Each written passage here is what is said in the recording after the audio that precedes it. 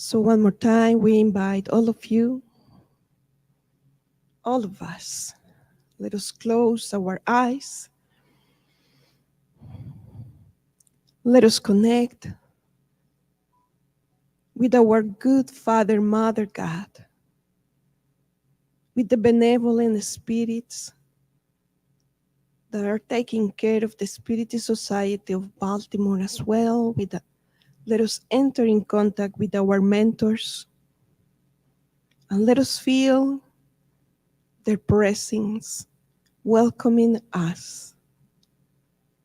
Let us feel their embrace and friendship and in solidarity. And in this ambience of fraternity, we elevate all together our thoughts, creating a beautiful jet of white light that is expanding beyond this physical room, and it is enveloping all the other buildings that are in the neighborhood as well, enveloping all of the places from which we are watching this presentation. And we share this light and we share this kindness with our family, friends, with all of those who were unable to attend this presentation today, so they also benefit from the healing dynamics of this moment. May the good mentors inspire us and let us be focused and concentrate so we can receive easily the treatment that is being developed for us. And we pray for our dearest speaker, Leo Vieira, so his mind and heart are truly connected with the mentors and he feels the inspiration while communicating the message that the directors of this house in the spirit realm want us to know. May the love of God bless us all, and so be it. So again, welcome everybody. We are so happy and so glad that you made it because it was raining like cats and dogs and deers and bunnies and everything. So we are here, we are safe, thanks God, right? And we are going to start the presentation with Leo Vieira, with the parable of the rich fool. And we're not going to do any other introduction. If you don't know the parable, this is a good moment to learn. But if you know it, just wait. Wait for the insights that Leo prepared for us. All right?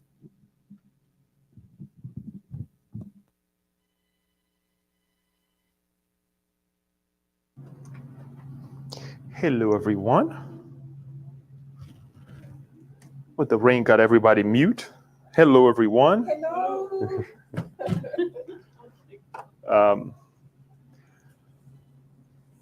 The parable of the rich fool. Welcome, and I'm really happy to give a continuation to this series of the studies of Christ's teachings. Right? Not only thus far we have been studying the actual parables, but there are other teachings as well that hopefully in the future we'll be studying. In this case over here, this parable for some is not considered a parable, but it is also reported as a parable. And in a sense, it is a parable, as you can see, because it also, Jesus actually uses of a story, right? But before we go on, who knows about this parable? Does anybody remember? It's okay. It's perfectly fine. It's not to know or not to remember. So let's dive into it, right? It is really interesting that we come and talk about these things because we all rich of something, right? We all have some kind of wealth, whether we believe it or not. It's there, right? We just have to really pay attention to it and accept it as a wealth, or being rich of something, right? Or have abundance of something. Um, but it's there, whether we like it or not. Sometimes we think that, oh, this person has more money, this person has this, has that. But we all have riches that others perhaps may not have it. They may have it like or a little bit, more, um, or to a lesser degree. But we're all rich at something, and we're going to try to discuss this a little bit more as we talk about it. But the reason I'm saying this is not for us to live at the money level, at the countable, right, assets that we have, right? But beyond that, I think it's extremely important that we do that. So let us get to know a little bit about this parable. But before we do so, I want to do a little separation here, not in a negative way, because when we see, we kind of separate things, or we kind of separate people, we tend to lose one another. But this is for us to get together and learn a little bit more about the parable. I already told Kirsten that she's going to be person A, and she's in the room with the kids. That's why I'm referring her to that she's someplace else. So I would like to separate, and what I'm going to do, as we have done in the past, I'm going to start from letter B, and I'm going to point at you. You're just going to go ahead and say the word, the letter that refers to the other one. The other person just said it. So she's A. Antonia, you're A. You're A.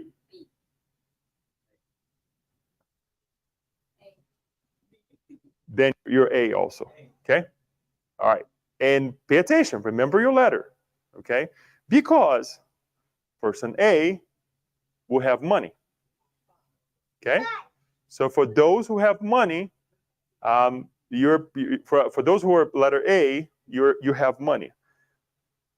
Letter B, unfortunately, you have no money. Okay? Right. For some of us, that's right. You tell me something different, right? Exactly. Anyways, all right. So person A, you have money, you have assets. Person B, you don't have anything. Okay? We're all good with that. All right. And if you watch this at home as well, try to do the same thing, because there is a meaning behind this. And if you cannot do this with another person, try to do this with yourself. Put yourself as someone who has money, has a lot of asset.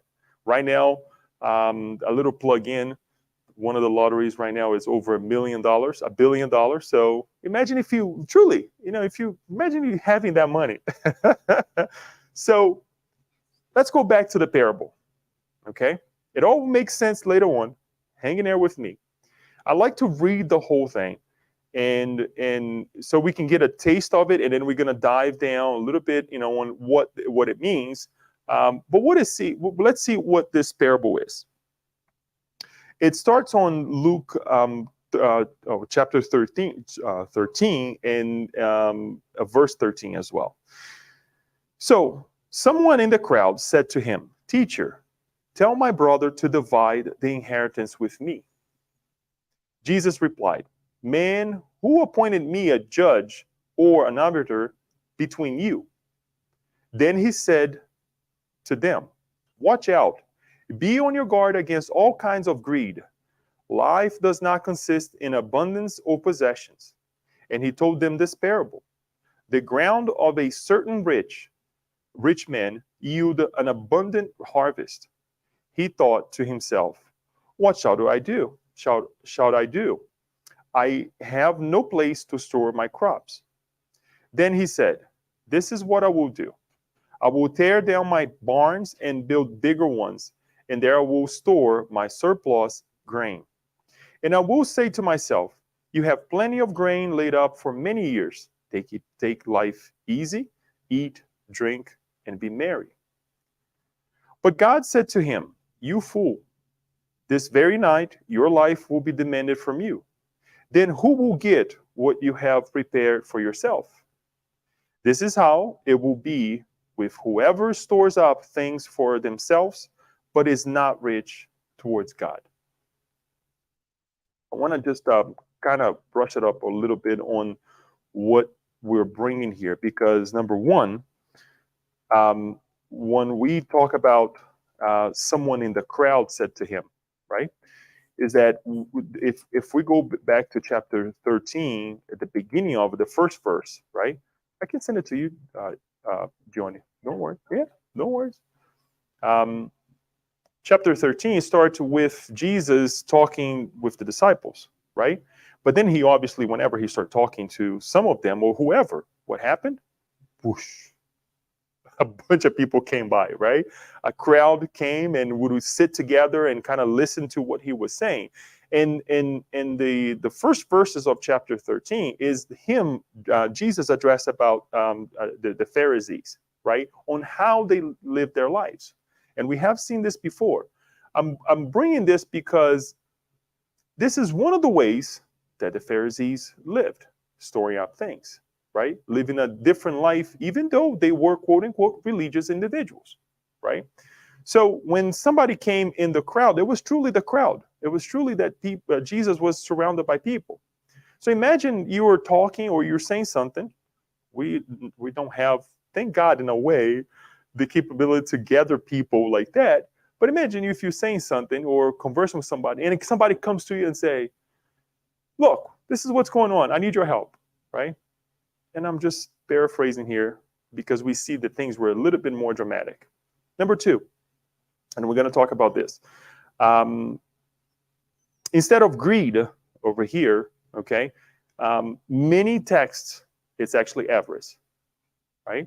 If we go to the Gospel according to Spiritism, we will see the same passage. It's not labeled as a parable, but it is. This passage is also in the Gospel according to Spiritism. So if you have read the Gospel according to Spiritism, guess what? You have read this passage as well. And I know it happens to me too. Really? I read that. And if you go back, it's there, right? So we're going to also talk a little bit more about this idea of avarice versus greed. Okay, so we understand, but it applies. It applies. Okay, so let's give a continuation. And let's now divide or separate the elements. Okay, as I always like to do this because it kind of gives us different insights. And you guys, by doing so, also give me some different insights that perhaps I don't have sometimes when we're separating the parties involved outside the parable. What are the parties outside of the parable? Jesus, the crowd, and the two brothers, right? Even though it doesn't say two brothers came, but if one came to Jesus and say, tell my brother, so that individual and his brother, his sibling, right? Went to Jesus and say, okay, please tell him to give my share, right? So parties involved in the parable, what are they, right? The rich man, who's the fool, and God.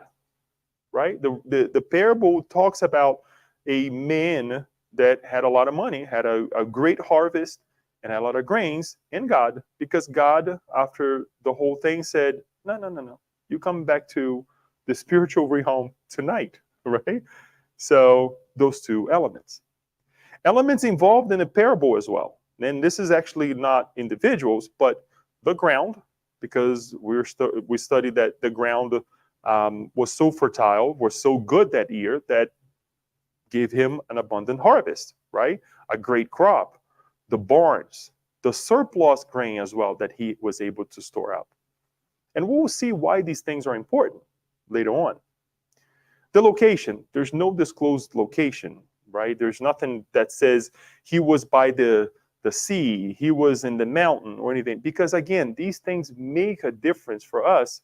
Because first of all, it kind of helps us to kind of take ourselves back to that moment, right? To kind of picture. And there are a lot of altars in Spiritism that they like to, incite our hearts with the location. Manuel Filomeno de Miranda, for example, and André Luiz to an extent, or a great extent, when they're describing something in the spiritual world, they are very good about that, right? They kind of bring us into that environment. It's really interesting. Kind of telling us we can do this also on planet Earth. Right? We can have these moments, right? So the learnings. Who did the two brothers represent? represent? Us. Yes. How many times we have been in this position where we come and, we're bickering with one another. We're asking, this is my share, this is my toy, and whatnot, right? What about who does the rich man represent? Us. Yes. Right? How many times we hold on to things because we're afraid to lose, or because we didn't have in the past? That is actually one of the interesting elements that I also came across, that greed and avarice not necessarily is for applied to somebody who's rich, who has a lot, but someone who didn't have means growing up. Guess what? When they start having money, what do? They store up because they're afraid that they're going to go back to being poor, right? What happened after the war? We were storing things up, right? We were thinking another war is going to happen tomorrow. I'm not going to eat as in abundance as I used to eat because I don't know what's going to happen, right? But in any case, just for us to kind of get our brains moving towards these elements as well, we're going to go back to some of them. But as I mentioned before, I cannot go through this talk without mentioning that chapter 16, the whole chapter. And then it's an amazing and very long chapter, by the way, because we're dealing with riches, because we're dealing with our attachments to material things and on earth, right? It talks about being poor. It talks about having a lot of wealth or resources at our disposal, and what we're supposed to do. What are the purpose of these things? So the salvation of the rich, guard yourselves against avarice, which is this part over here. It's not labeled as a parable. Jesus as Zacchaeus' house, parable of the evil rich men, parable of the talents, the providential usefulness of riches, the trials of riches and poverty, the inequality of riches. And the Spirit's teaching is true ownership, the use of riches, detachment from earthly possession, and the transmission of wealth. So take time to read this, because it's going to cover a lot of things that we're not going to be able to cover today, even though it pertains to this topic as well. And unfortunately, I didn't bring it here, but I can send it to you. Usually what I like to do, and this would be more for someone who speaks Portuguese. If you Google these books in Portuguese, okay, the books of Emmanuel from the Living Spring collection, okay, you can actually have them. I think out of the five of them, you can get three of them. No, you got four of them, but in English we have three of them. You can Google them and you can PDF them. I think one that I was able to find is only on Word. But let's say if you have, for example, the parable, right? And you say Luke 13, and you can type Luke 13 or Luke 13:13, right? Or let's say Luke 13. You'll be able to see that Emmanuel, he took a lot of some of the elements of this parable and he wrote about it. And we're going to see a couple, actually maybe one, depending on time. But he writes a lot. So what I like to do, and this is for our study purposes at home, is I look for these things to also enhance these topics, because Emmanuel, obviously, thus far, I don't think anybody can compete in terms of really taking these messages and say, here's a different perspective, right? So I can send that to you as well, because I think I was able to find 5 or 6 messages that is related to this parable. So let's move on. Let's break it down now into pieces, what we have seen so far. Someone in the crowd said to him, "Teacher, tell my brother to divide the inheritance with me."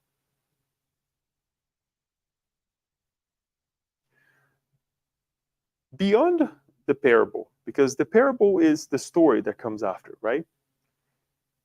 How interesting it is for someone to, number one, feel entitled to something, right? Perhaps, yes, legally or not, he is, right? On this matter, right? Number two, How many times we also have um, approached someone in the same manner, right? We cannot deny it, especially if we have siblings, right? Tell my brother to do this, mom. Tell my sister to do that, dad, right? We have done that. And we still do sometimes. How? You guys have any idea? We always wanted to put our responsibilities, right, onto somebody else. And it's okay, because if you find somebody to be wise enough to say, to give some guidance, it's okay for us to do that. I'm not saying it's wrong, but there's a limit, right? Let's go back to the actual situation here. Someone in the crowd, they probably had an idea who Jesus was, right? Or he had an idea, or she, because it doesn't say who Jesus was. But to appoint Jesus, the individual who's going to tell the brother to divide the inheritance, it's a little bit different, right? So much so that Jesus comes back and says, man, who appointed me? Well, I guess it's a boy, because it says, man, who appointed me a judge or an arbiter between you? This is very difficult. Not only we do this quite a bit, but also if somebody comes to us and does such a thing, what do? And we guarantee one another that we usually pick sides. Right? This person's wrong, this person's right. Isn't it so? Doesn't it happen often? If perhaps it doesn't feel often because we're not thinking in this level. But when I read the message, I was like, wait a minute. If Jesus said such a thing, there's a value to it. There is a tremendous value to it. And I'll give another example. We appoint the government to do everything for us. The government is not doing this. The government is not doing that, right? Or so-and-so at work is not doing this or that. What about us? Are we taking ownership of what we're supposed to do, right? I'm going to go take it to HR. Great. But have you approached that individual and said, we need to sit down. We need to have a conversation. Can we change? What are the possibilities of us changing, right? Because if there isn't, that's okay too. We move on, but we move on in different ways, right? So all of these things, it's very easy for us to dive into the parable, but if we don't, at least to me, if we don't analyze this part, then the parable is a little bit up in the air, right? So there is this idea of us going and saying, appointing someone or relying on someone else to do something for us, right? And there are cases of desperation that we have to do that. It's okay. That's why we live in society. I don't want us to think that it's not okay for us to do that. But it's the how we do it and how often sometimes we do it, right? What are our considerations? What are our intentions, right? So that's the idea behind this whole thing. So he says, look, who appointed me a judge or an arbiter between you, right? Asking them again, and it was a rhetorical question because I'm quite sure that Jesus didn't give him the opportunity to answer, but for him to think, right? And as well as this is a point for us to think in the future when we're presented with this situation. Family members, they love to do that with us, right? They love to come and say, oh, what if Leo says that? What do you think? Well, what I think, number one, may not be heard, right? Depending on our situation. Number two, if I say it, it may be interpreted in a different way, right? So we have to establish that impartiality. And that is extremely hard nowadays. That is very hard. I say this because we don't want to allow ourselves to fall into certain traps, just as this trap that was presented to Jesus, but also to live a harmonious life with ourselves and with others as well. Then he said to them, watch out, be on your guard against all kinds of greed. Life does not consist in abundance of possessions, right? So I'm going to continue. And then this is the point, because I was going to stop here, but in any case. As I was saying before, be on your guard against all kinds of greed. So what is the difference between because again, in some of versions, this is actually regarded as avarice. Avarice is the excessive or insatiable desire for wealth or gain, right? The more I have, the more I want, right? Greed, a selfish and excessive desire for more of something. And in the word has been used exchangingly. I mean, in the same way or whatnot. That's why we see greed here. We kept at greed. On the gospel according to Spiritism, we will see avarice, but we will see that it's being used interchangeably, right? But greed is more in the sense of being greedy about food, for example, right? But avarice would be truly the best way to present what is being presented here in terms of storing up things, right? You have, uh, I wouldn't say calling a hoarder, but somebody who actually liked to store up, just like the man who had a lot of grains, had a great harvest, he stored up even more, right? Just for us to um, separate a little bit here. So let's give continuation. And he told them this parable: the ground of a certain rich man yield an abundant harvest. Nothing beyond that. He thought to himself, what shall I do? I have no place to store my crops. Then he said, and I'm going to a little bit faster because we're going to get all this together and work together. Then he said, this is what I will do. I will tear down. I'll tear down my barns and build bigger ones, and there I will store my surplus. So, number one, we're talking about that the ground of a certain rich man yield an abundant harvest, right? And then he asked himself, what should I do? He needed to store up the grains, right? He then started thinking, I'm going to tear down my barns and build bigger ones. Let's go back to the analysis of this whole thing. Who provides the ground, the abundant harvest, the crops, the barns, and the surplus gain? God. The ground is not yours or ours, right? Why did I add the besides the ground, the abundant harvest, the crop, right? Everything. Yes, I mean we can plant. We are co-creators, but we didn't create ourselves, right? And if it happens that you have a surplus crop, it's because God was good enough to give us that capability.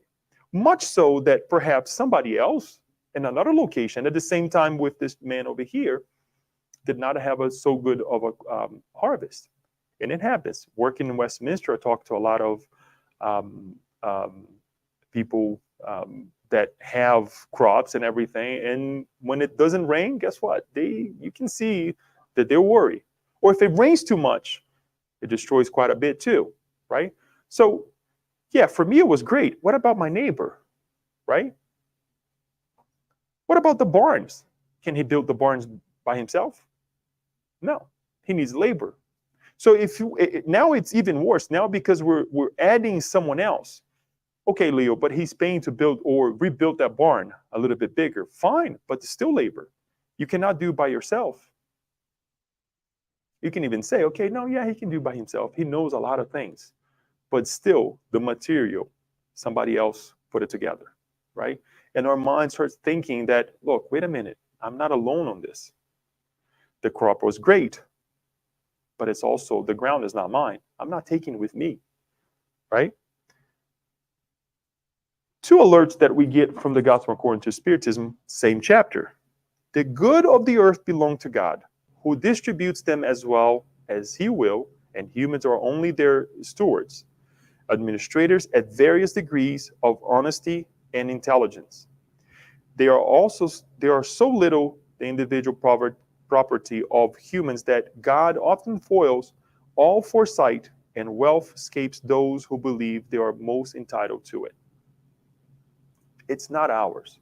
We are trustees. We are administrators. We're giving the capability, even with the physical body, because we don't know what's going to happen to us, right? We're given the capability to have such a wealth. We're given the capability, we're giving life to go to work tomorrow or the next day. Many of us don't work on Sundays, right? But guess what? It's not ours to say that on Tuesday I will have it if I have it on Monday. and so on and so forth. What do we have? Another explanation from Pascal. What then, and he asked this question, what then do they truly possess? Meaning us. Nothing that is for the use of their body, but everything that is for the use of their soul: intelligence, knowledge, and moral qualities. Those are the three things that we are truly entitled. And we can multiply them not only for ourselves by studying more, educating ourselves more, right? By becoming more intelligent, by learning different skills. That's what Spiritism teaches us, that reincarnation is all about, for us to learn new experiences, to acquire more knowledge, right? And this is, again, on chapter 16, okay? So it's important for us to go back and look at this, and so that we can then look at this man and say, okay, what are you doing to yourself? Giving continuation, the parable says, and I will say to myself, you have plenty of grain laid up for many years. Take life easy, eat, drink, and be merry. Doesn't it sound like us sometimes? The teaching of watch and pray. When do we do that? When things are hard, right? When we're going through tribulations, we tend to intensify our prayers at home, intensify our God at home, right? Because things are not going so well. Well, what about when things are going well? Do we do that as well? Do we stop and say, let us sit down today just to give thanks, right? But a different way. Sometimes we do, we pray, but to give thanks that everything is going so well. Everybody's healthy. Everybody has what they need at home, right? We often don't do that, right? So we come down with our senses and that's okay. I'm just going to go ahead and live my life. It's exactly the same thing. Because if we take this wealth of grains that he had and we transfer that to the goodness that we have in life, it's also wealth, right? It doesn't have to be grains or whatever, harvest that we're talking about here, but it's all the wealth, as I mentioned earlier today, that we have, right? And things start making more sense, because when Jesus was speaking to the crowd, he was using elements of the time, right? Harvesting, planting things and building things. So it's important for us to look at these elements as well. But God said to him, you fool, this very night your life will be demanded from you. Then who will get what you have prepared for yourself? Do I have to say any more about this? Not in the sense that we are talking about here, storing up things, okay? We're talking about wealth, right? Who has a wealth of problems? We all do, right? We all do. And how many countless nights we go through thinking about that problem? Or sometimes we can't sleep. What if we were to tell ourselves, tonight I may be called to the other side. Why should I bother? And it's not like that we're washing our hands towards the problems of life. I'm not saying that. But for us to take a moment and say, this negative, this bad wealth, I don't want it, right? That tomorrow, I'm going to be someplace else. And at least with myself, I have to be okay. Especially when it comes to what others are doing.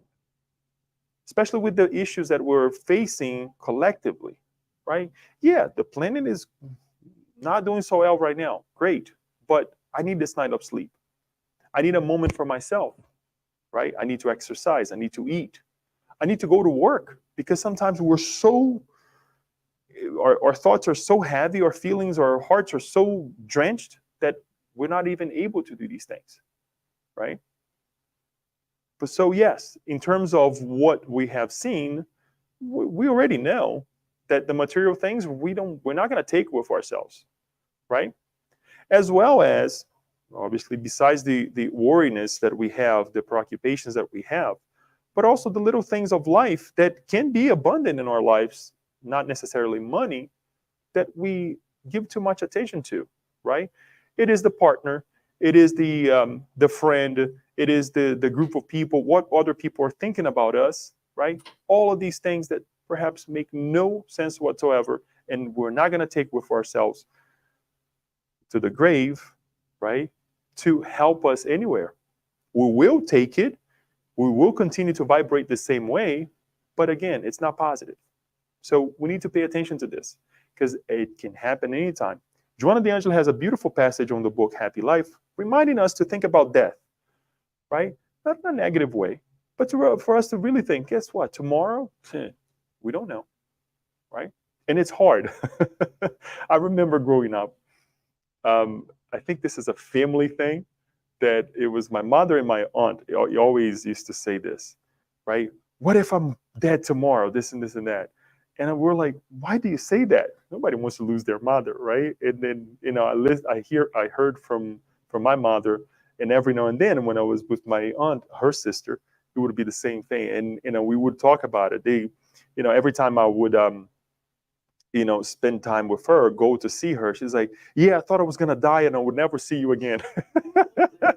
and I would I would be there this week, and then the next week she would say the same thing. It was just, I guess, again, a family thing. Maybe my grandmother said, I don't know. But, they had this idea of dying, but not in a positive way, as Joanna D'Angelo reminds us. To finalize the actual parable, this is how it will be with whoever stores up things for themselves, but is not rich towards God. Now, here comes the Daniel. What were you? A. So, Jeanette, since you just came in, you're B. Okay. All right. So I'm going back here because I want to read it again. Remember, A, you have money. B, you don't have money. Right? Zip. Nada. Right? So I'm going to read this passage again. And I want you to think how it lands on you. And you need to really embrace it. You have a lot of money. You have no money.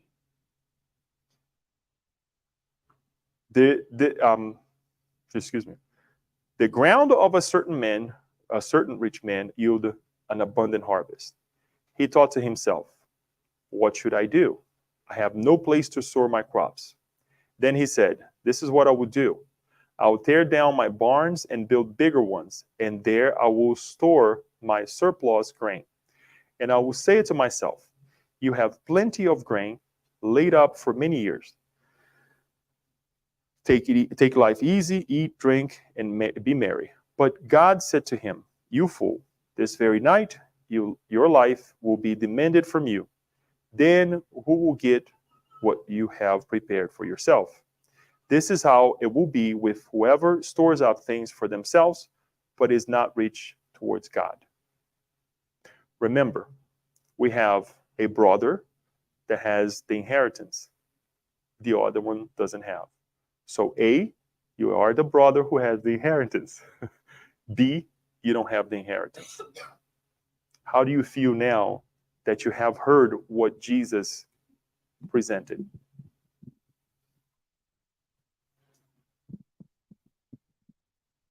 Because we can, I will give it to you in a second. We can look at this parable and say, who was Jesus talking to? Brother A or brother B?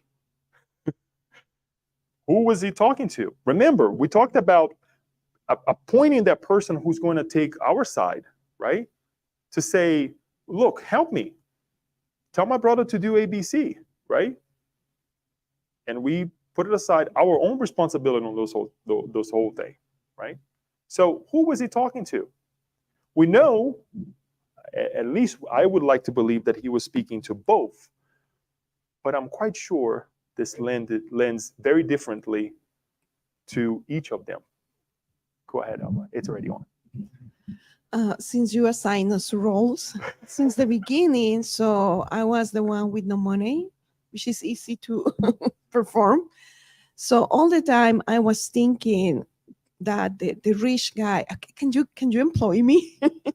I will build that building for you, but in the middle time, can you share with me or my family or my friends or my community whatever surplus that you Uh-huh. don't need, and we will bring you back that, like, we will multiply that for you, Right. but share, please. But you were B, B, so you have no money. exactly.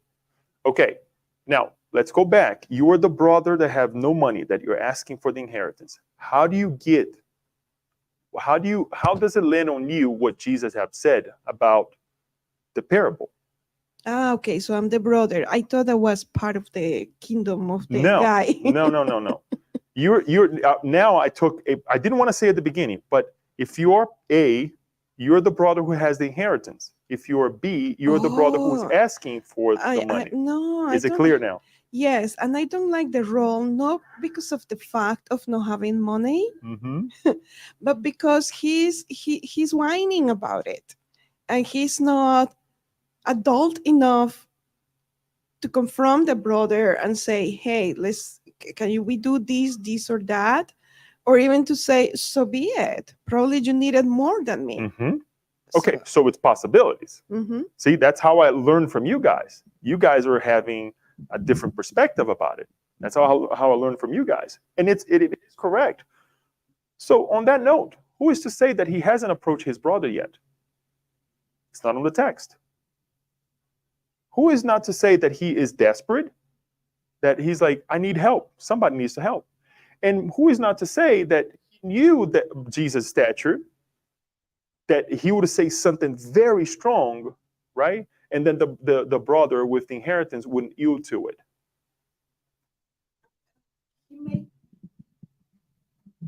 The complainer, he may have money We and he don't know. wants more. He wants We more. don't know. We don't know. Thank you. Anybody else? If you're the poor person or how does that land on you? Being one of the two brothers. So I am A, I'm the rich. Uh-huh. I would make my brother my partner Okay. and giving him half. And he All right. would work with me. Great. That is important. All right. So I would take that. Anyone else would like to say anything? Johnny. Johnny is the poor one? Okay. Well, I think there is nothing wrong to have the stuff Very well. as long as you don't detain it and you don't share it when Right. with the surplus. So I don't think it's a problem. No, it's the love to the material, the attachment, Mhm. that make things hard. You know what I mean? Be careful. Oh my God.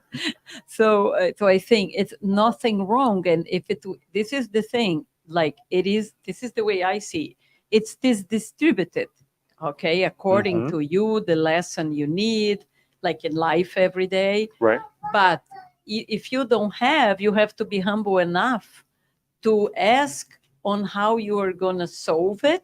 And if you have, it's nothing wrong to have it as long as you help the ones, be open. Because I always think, okay, if I have $100,000 tonight, and if I die, am I going to carry that in the Right. coffin? No, because So- there is no drawer. On that note, let me ask you a question.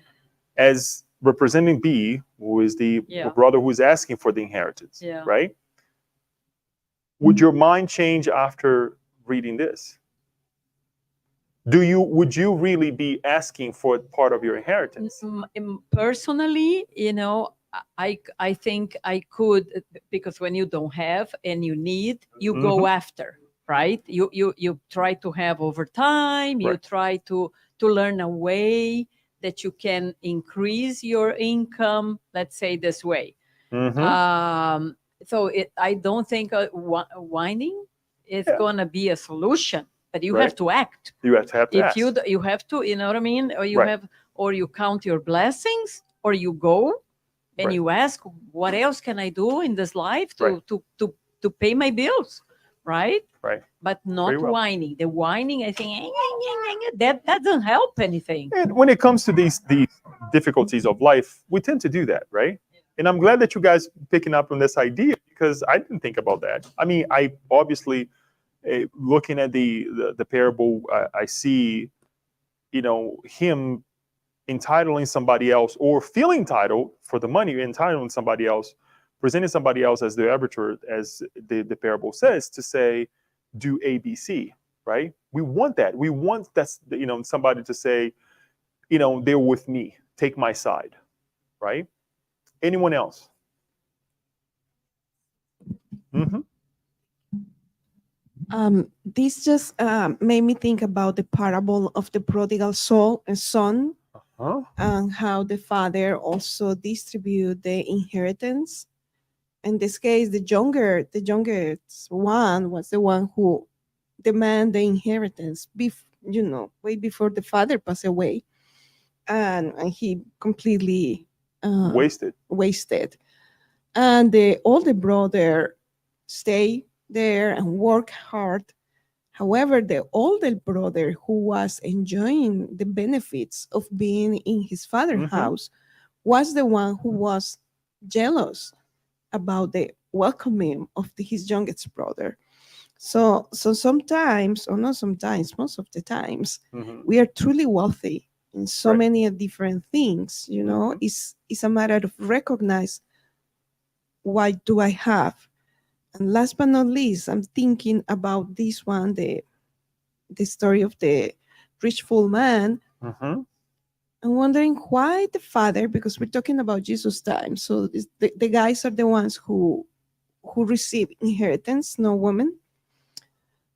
So why the father of these two siblings gave the inheritance only to one and not to the other one? It's a good question.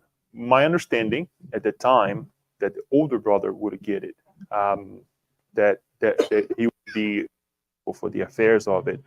But that's something that I did not get into depth with it. Um, but there is an illustration of that, and we're going to get to it soon. Two things that you guys remember, right? Is the parable, as you just mentioned, that we have everything at our disposal, but we think that it has to be assigned to us, right? It has to be on the dotted line, belongs to Leonardo Vieira, right? Yeah, but there is a lot of things that are at our disposal, especially our energy, right? I don't need my partner to get something done. I can go ahead and do it myself, right? Because sometimes we think that, oh, if I don't have this person next to me, I cannot do it. No, you can, right? I'm not saying this, when we lose someone, a loved one, there are a lot of things that we do it together. But I'm talking about in our daily lives. We depend on other people, and we're at wealth enough of energy to get it done, right? And the same thing with other things in life, right? And as Dione was saying, there's nothing wrong to have riches, to have wealth. So much so that Jesus talks about in another parable, the parable of the talents, right? You're given a talent, multiply it, make more, go and work hard. Now, what you do with the result of that is what will count, negatively or positively, right? So there's nothing wrong to multiply riches. There's nothing wrong of reincarnating, right, in a rich family. But what do you do with it, right?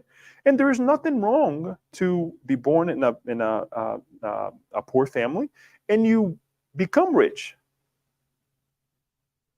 And it says on the gospel according to the Spiritism, do not forget where you came from. Do not forget the people that you left behind. Because sometimes we have to distance ourselves from that situation, right? And what we do, don't give it freely because it may be an insult. Employ the individuals, employ someone, make them work. It's more honorable, right? Than make somebody feel lesser, right? And by giving them money. Sometimes the thing is like, the person doesn't need money, but they need a shoulder. And here it is. $1,000 to, everybody gets money. Everybody gets a car, like the whatever shows, right? Everyone gets a car, right? So look, what we're doing with this. That's the idea. And that's why I separated this, because at least to me, it's very easy for us to being the brother who has the inheritance, listening to this and say, wow, What am I doing? What am I going to do with this whole thing? I need to share. But what about the one that he didn't have money? At least to me, it changed a little bit that yes, we have to go after. We have to look for our rights. There's nothing wrong with that, right? Because if we don't do it, we don't say anything to the brother that has the inheritance. Guess what? We're gonna allow ourselves to see something wrong happening and not say anything, and then we're gonna be responsible for that too, right? The good that we're supposed to do that is left undone, right? So it's okay to do that. Now, what are we gonna do?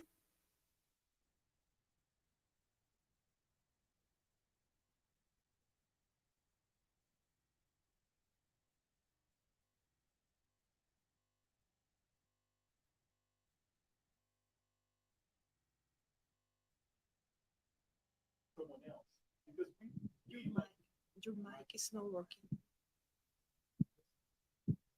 Let me turn the other one on. So when did it stop working, Danny? Do you remember? Okay. So we have to make sure that we take the time to analyze both parties, because it's very easy for us to feel pity about the one that doesn't have the money, right? Take sides and think only about the brother who has the money. But we have to create this sense of impartiality. Let me think about both parties. As much as we want to be, thought about when we are dealing with a situation, right, by an outsider. Let me see Leo's side. Let me see this other person's side. That would be so nice, right? Instead of taking my side, because we know the responsibility of that, or taking the other person's side. So that impartiality is also very important on this. There is a message on the book Cai Barshuto, a book by Cai Barshuto, Parábolas e Ensinos de Jesus, or Parables and Teachings of Jesus. It's an amazing book, unfortunately only in Portuguese, that he says the following. Rich, make use of this talent that the Lord has given you. Win friends with this treasure of iniquity, that they may help you to enter into the everlasting tabernacles. Do good, help the poor, support the orphan, help the needy widow, heal the sick as if he was your brother or your son. Generously pay the worker who is at your service. Do more.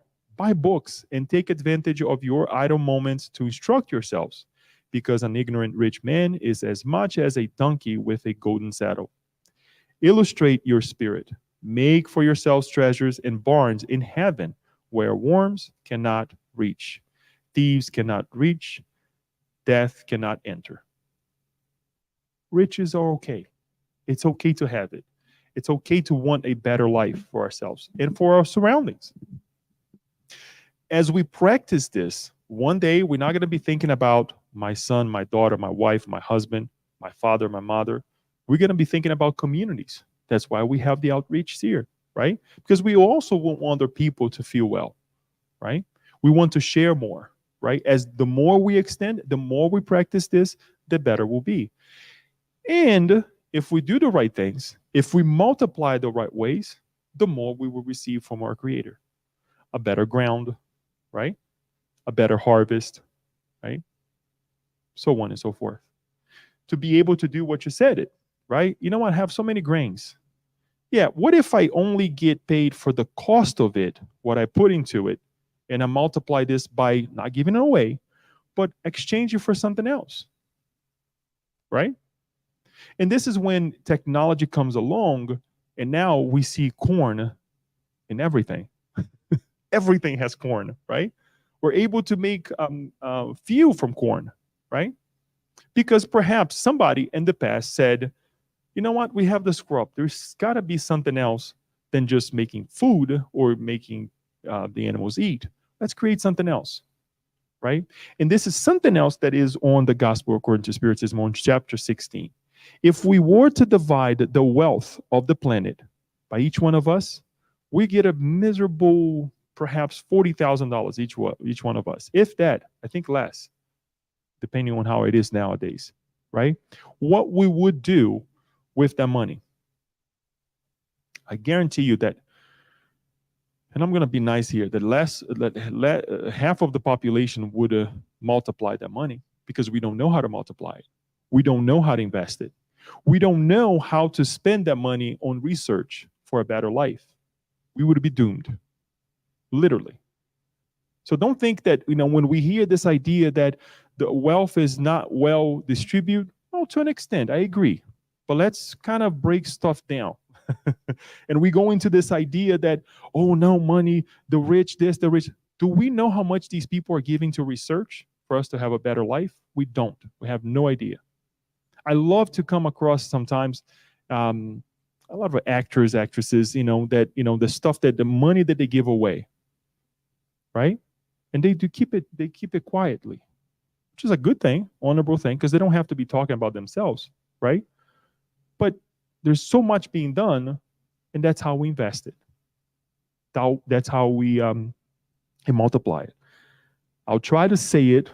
Alba much better than I am. I say it because I can't count stories, but chapter, which I forget now, from the book Action and Reaction, entitled Expiring Debt. Thank you, Daniel. My friend Leo. That's the name that is used on the book. What happens to him? Leo is found by André Luiz, Hilario,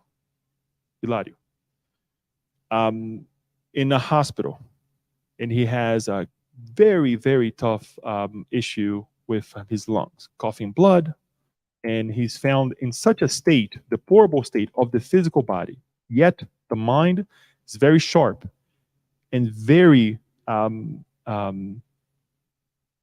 centered in God's love towards him, right?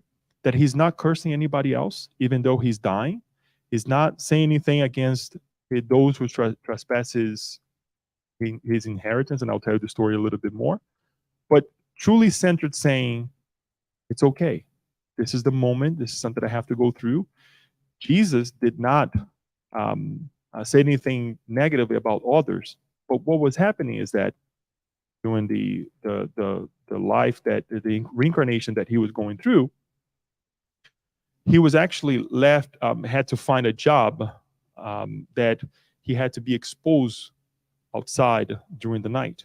And doing that for the many, many, many nights, he suffered from tuberculosis, right? Because being exposed to the night. And he had an issue with his brother that also the same thing happened. The brother did not give his inheritance, the part of the inheritance that he had received from his father, from his mother after they passed, right? And everything, guess what? Everything was actually divided, just as you said it. When you said it, it was like, well, I got to tell the story. Everything was lined up by the parents to say, so-and-so gets this, Leo gets this, right? And I say Leo because, again, it's the name that is used by André Luiz. And the brother that had the inheritance somehow did everything not to pay him so that he wouldn't receive and he would keep the money, right? So he had no resort, and he went. He actually went and said, I need my money. He actually sought the law as well with no success. So André Luiz is analyzing this whole thing, and he's like, wow, but he's so centered, he's so well maintained in terms of his heart and his mind that he's not saying anything about his brother. And he's even asked about the brother, what do you say about your brother? Do you hold anything against him? He's like, no, Jesus did not hold anything against of those who came against him. He was very centered. And after those questions, if you read the chapter, and I forget the number of the chapter now, I wish I had it here with me.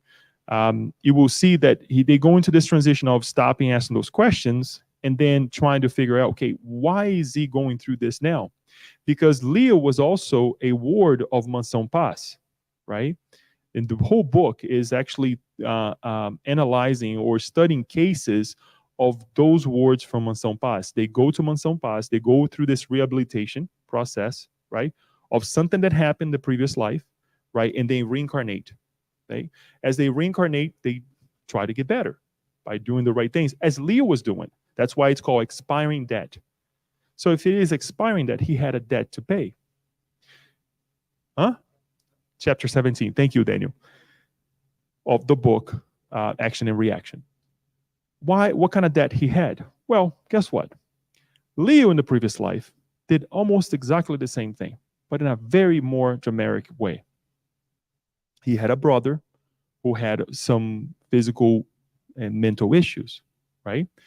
And this is the time of slavery where he actually did the same thing. He received an inheritance that he was supposed to take care of the brother who was not so well. What did he do? He lived a lavish life with his wife and whatnot, burned all his money.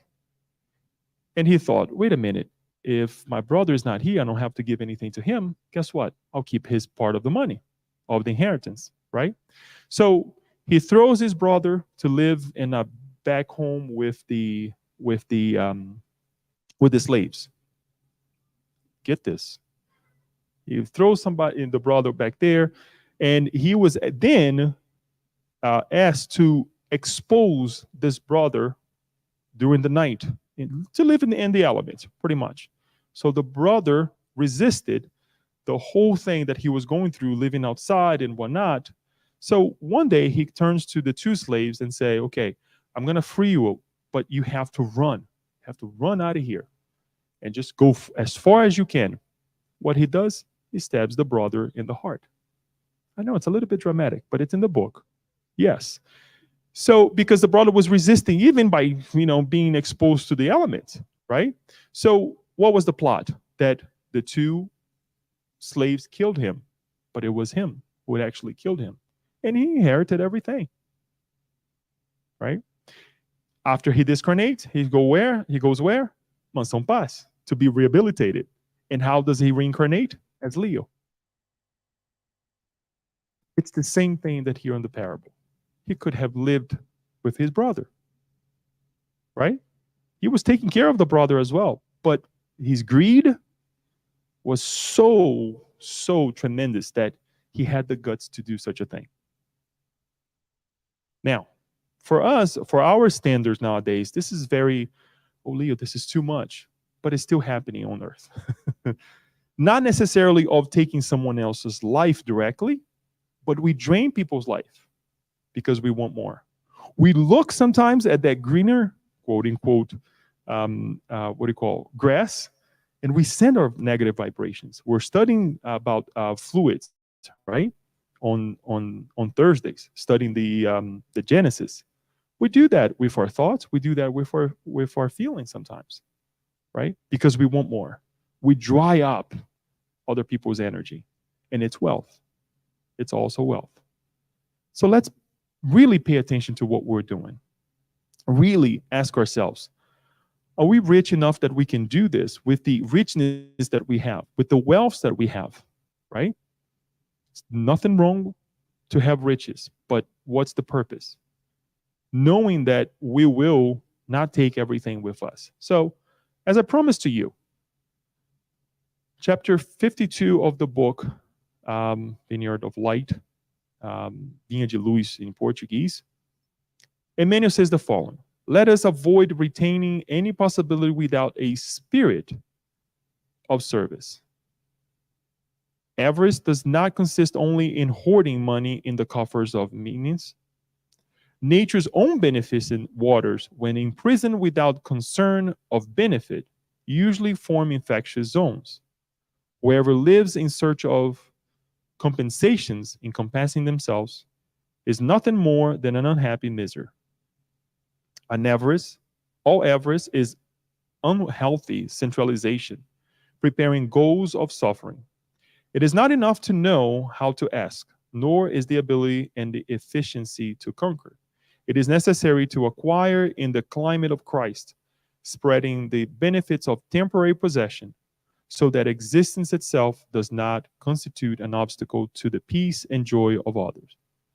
Countless men attacked by the virus of avarice gain much in fortune, authority, and intelligence, but only managed, at the end of the experience, the perversion of those they loved most and the hatred of those who were their neighbors. They reaped, they reaped up, excuse me, they heaped up advantage for their own loss. They ruined themselves, poisoning likewise those who share their task in the world. Let us remember the word of the divine master, recording it in the spirit. Man's life does not consist in the abundance of what he has, but the abundance of benefits that it spreads and sows, meaning the designs of the Supreme Lord. So I'll leave you with this message. Not, we had another one too, but because of time, we're just going to stop here. But to remind ourselves that this is a beautiful chapter of the Gospel according to Spiritism. This is a beautiful passage as well. But when we connect with the other parables, with other teachings that we have, we see nothing more than we are here temporarily. Let us multiply what we have. Let us consider on how we multiply it as well, because we don't want to waste our energy just to multiply things. There's got to be a purpose for it, right? And how we do it with others. Because sometimes we're thinking that we're helping, but we're just making, more madness for ourselves. So we hope that this has helped you. I would love to, hear your questions, comments that you may have. Not now, perhaps, if you don't have any right now, in the future as well. But I'm going to open here to put on the anyone before I open here has a question, comment.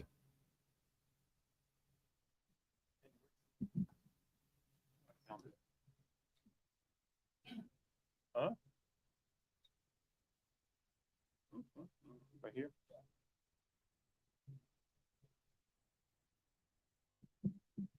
Alba. Thank you, Leito. What a beautiful presentation. It's helping us to think and discern a lot. I'm thinking here to myself, and this is more of a rhetorical question if you don't have the answer, but I'm thinking how can be how we can have balance between the having and between the sharing.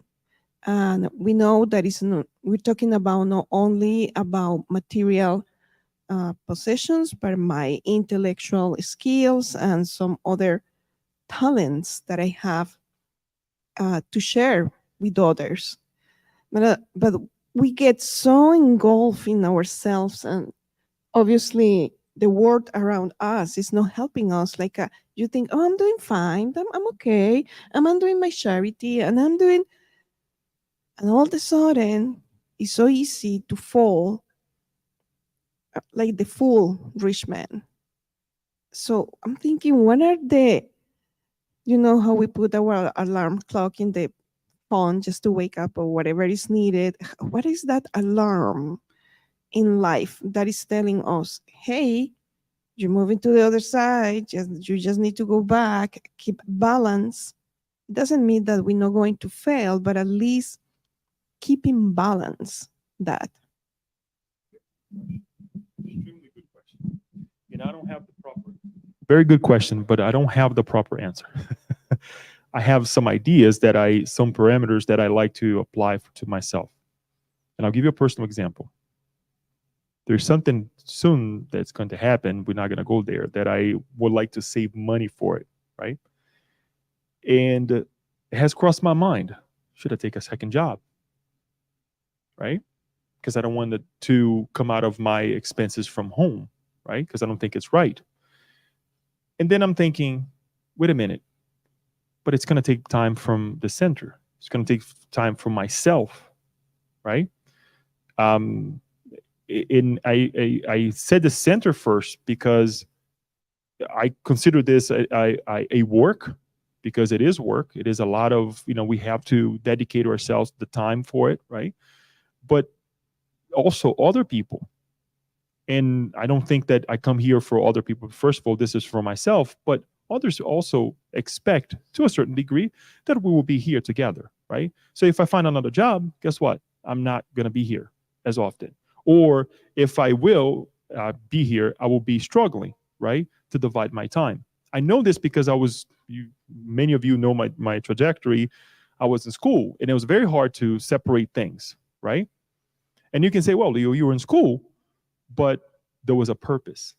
So the first thing is, when we start losing ourselves and we're gonna in detriment to doing things in detriment of others, that's a wake up call, right? It's not to say that, you know what, I'm going through a moment of my life that I need this, that I need a second job, but this is going to be temporary. You tell yourself, you create a goal, right? And you tell others, I need this to happen, so I'm going to be absent for some time, but this is only for me to go through this moment. Pray for me, work with me, right? And we did the same thing when I was in school.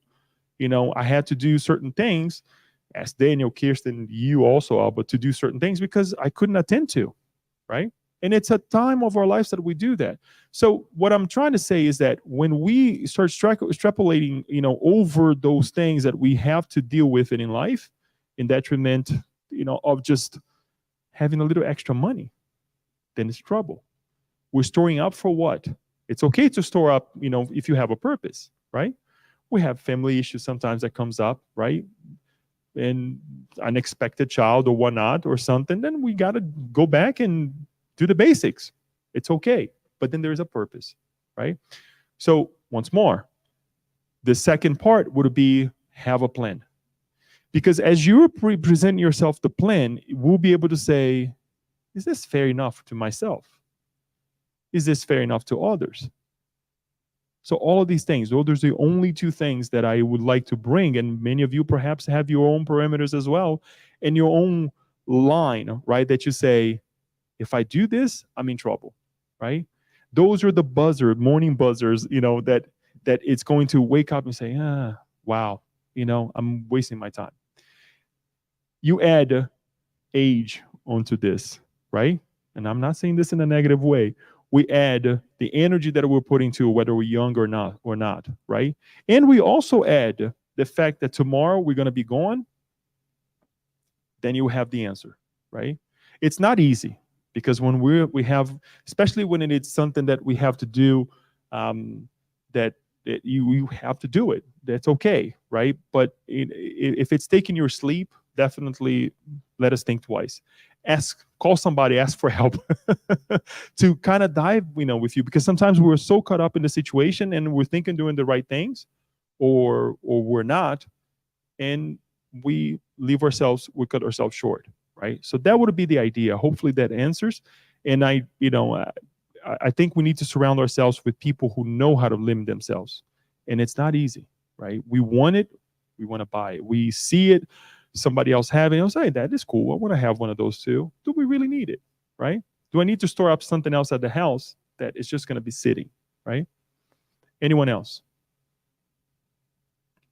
Yasko. Hello, Yasko. Hi, Leo. I feel uncomfortable with this parable because I relate somewhat to savings for retirement. So common, or even seen as a positive way to live in the US. How to reconcile this scare for savings with the final teaching of Jesus? Very good question. Very good question. It's okay. It's on the Gospel according to Spiritism, chapter 16. It's okay for us to store up things for an old age. There's nothing wrong with that. We are reminded that if we do that in detriment of others, that is a huge issue. We already know this with anything in our lives, right? It is reminded that there's also has a limit, right? Because there are things that I have seen work in the financial arena is that many individuals, they don't do this.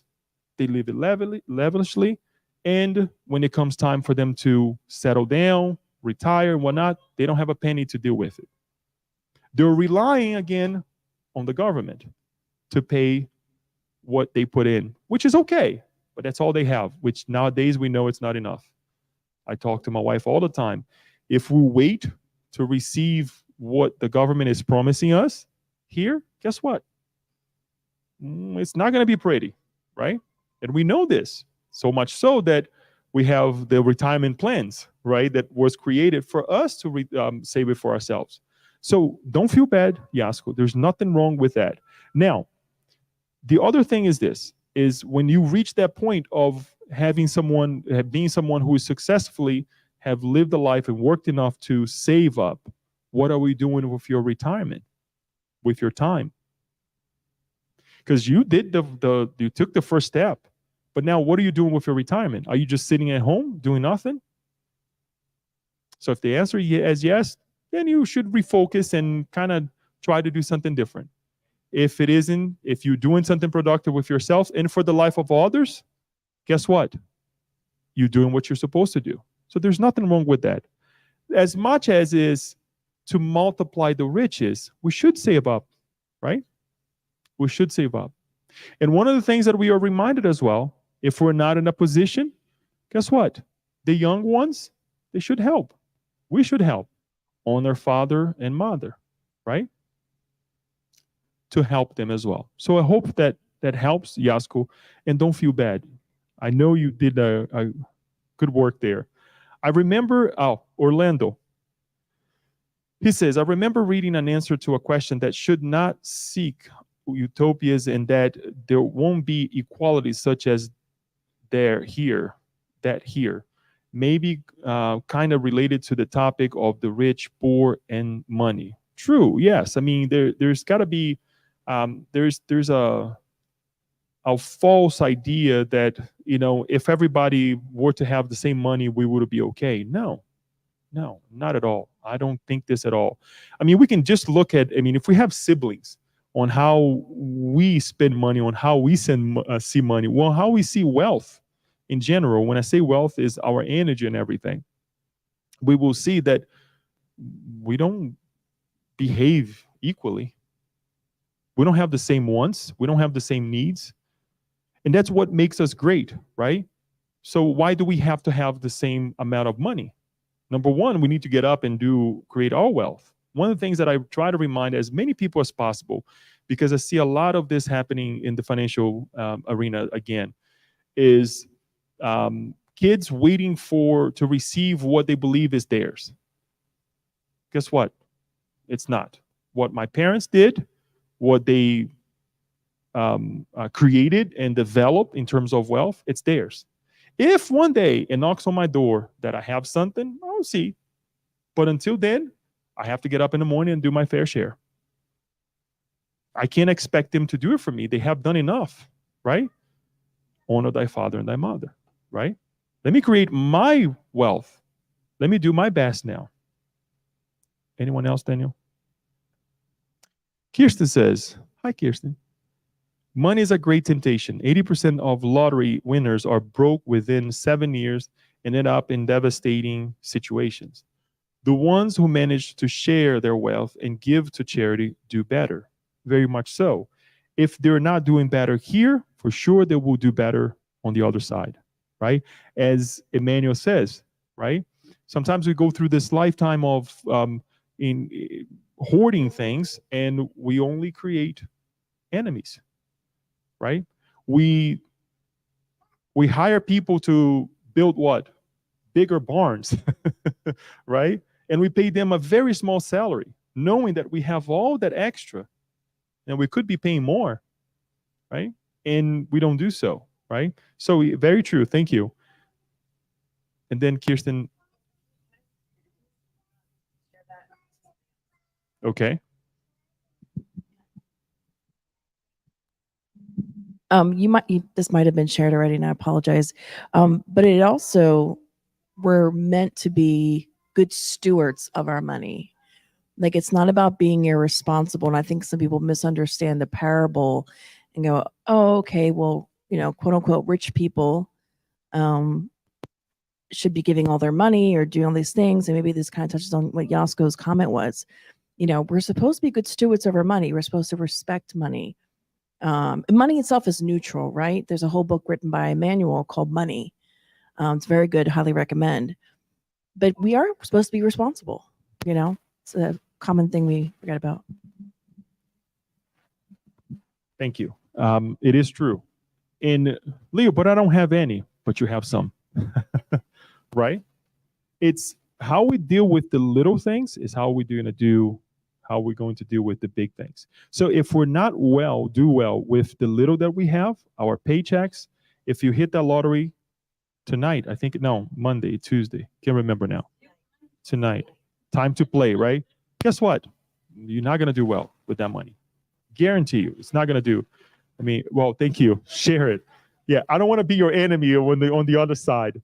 But there's also a quote from a recent movie, how you do anything, it's how you do everything, right? So the little things that you do in life, how you do little things, it's going to be how you do the deal with the big things as well. So yeah, the paycheck is small. Guess what? Deal with it.